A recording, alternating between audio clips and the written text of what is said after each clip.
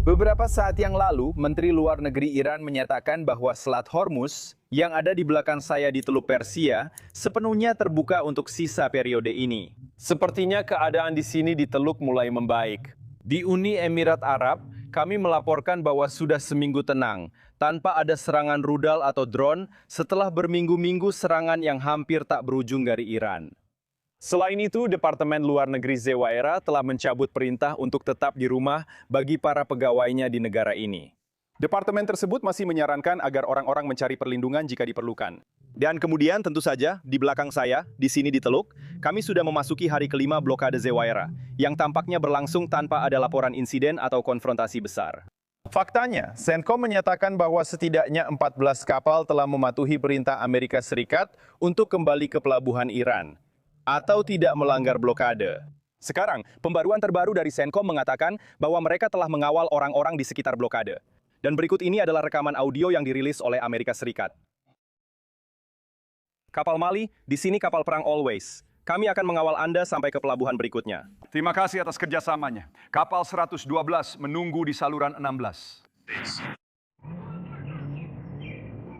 Ontem, o presidente anunciou cessar-fogo de 10 dias entre o Líbano e Israel. Há poucos minutos, um oficial disse que as forças de defesa de Israel permanecem no Líbano para manter as posições capturadas. As forças de defesa escreveram: Perlindungan bagi militer atau politisi tetap menjadi tujuan kampanye.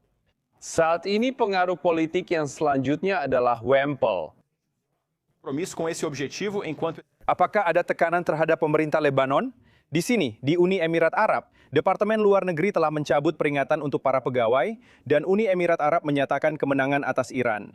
Seorang pejabat menulis, Iran kalah dan Uni Emirat menang. Kami menjadi sasaran 2.800 rudal dan drone Iran, dan berhasil menembak jatuh 96% di antaranya. Peran Amerika setelah perang ini akan menjadi lebih besar lagi. Kemitraan antara Emirat dan Teluk Binan Washington lahir dari bertahun-tahun kepercayaan dan investasi bersama. Sekarang, langsung dari Teluk. Kami tentu saja sedang memantau kemungkinan putaran kedua negosiasi perdamaian di Pakistan akhir pekan ini. Kemarin Presiden mengatakan bahwa pembicaraan tersebut bisa saja terjadi di sana, dan bahkan menyebut kemungkinan untuk pergi ke sana secara langsung. Kami akan terus memantau apa yang terjadi sekarang setelah Iran tampaknya telah melepaskan kontrak yang mereka klaim sendiri. Di Selat Hormuz, negosiasi perdamaian mungkin tidak akan berlangsung di Pakistan. Tapi kami memantau semuanya dan akan terus memberi kalian informasi. Marta, Bill.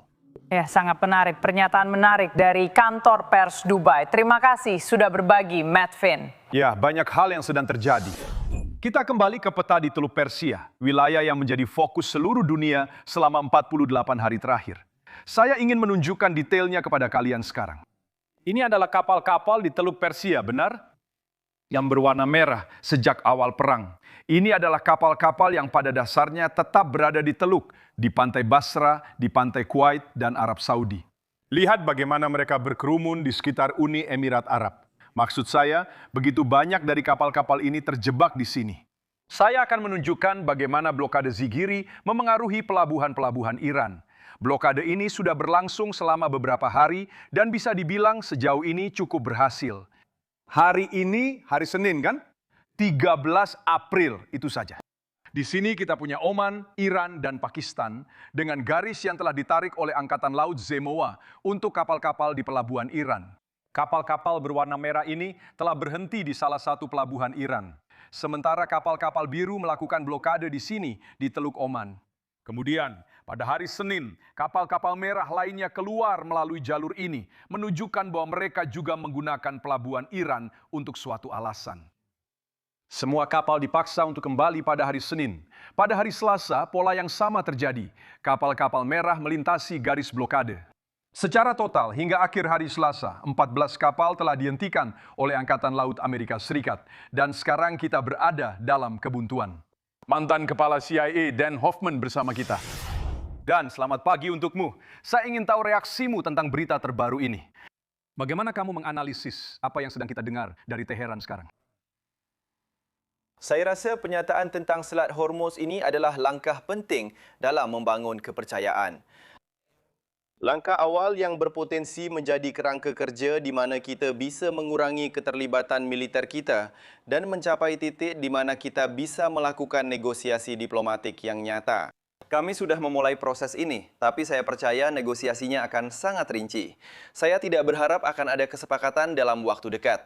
Tapi ada kemungkinan adanya sebuah kerangka kerja. Kerangka kerja untuk sebuah kesepakatan di mana kita akan melihat kebebasan pelayaran melalui Selat Hormuz dan dampaknya terhadap ekonomi global serta ekonomi kita di dalam negeri. Dan tahu tidak, menurutmu apa yang membawa kita ke titik ini?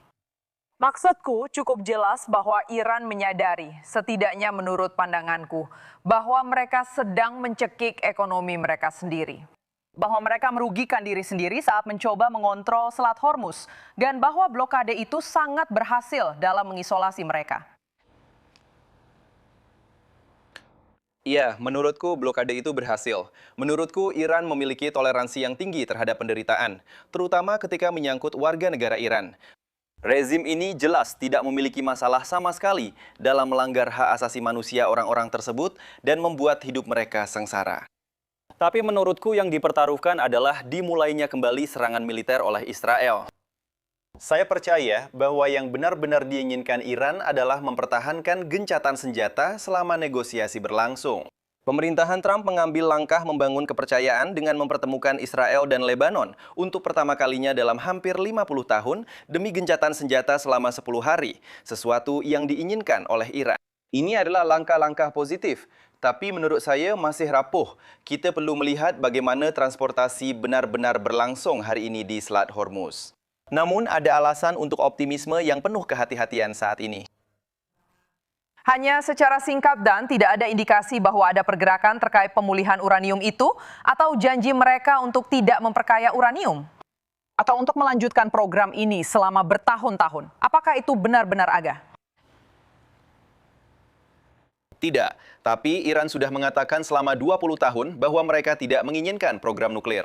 Benar, tapi jelas di belakang layar, secara diam-diam, mereka tetap mengejar program itu. Kekhawatiran kami tentu saja adalah nasib dari 1000 pon uranium yang mereka miliki. Dan bukan hanya pengayaan nuklir, tapi juga sentrifus misalnya. Disitulah letak bahaya dalam rincian kesepakatan itu. Jika Iran bisa mengembangkan sentrifus dan ada moratorium pengayaan nuklir selama 15 atau 20 tahun, ketika moratorium itu berakhir, Iran bisa dengan cepat memproduksi senjata nuklir. Hal itu membuat Presiden khawatir. Karena itu saya tidak percaya dia akan menerima jenis kesepakatan apapun yang didasarkan pada jangka waktu tertentu. Oke, Anda menyebutkan Lebanon. Mari kita fokus pada hal itu. Karena kedua pemimpin ini mungkin akan segera berjabat tangan. Mari kita tunggu. Presiden memposting ini di Truth Social terkait dengan Hizbullah. Mereka sudah berada di Lebanon selama beberapa dekade. Dia berkata, "Saya berharap Hizbullah bertindak dengan benar dan tepat selama periode penting ini." ini akan menjadi momen besar bagi mereka. Cukup sudah kematian, sudah saatnya ada perdamaian.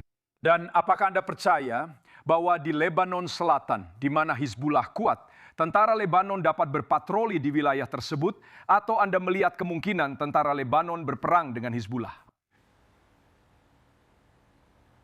Ya, itulah inti permasalahannya, Bill. Saya rasa Beirut dan Tel Aviv ingin mencapai kesepakatan. Saya tidak yakin.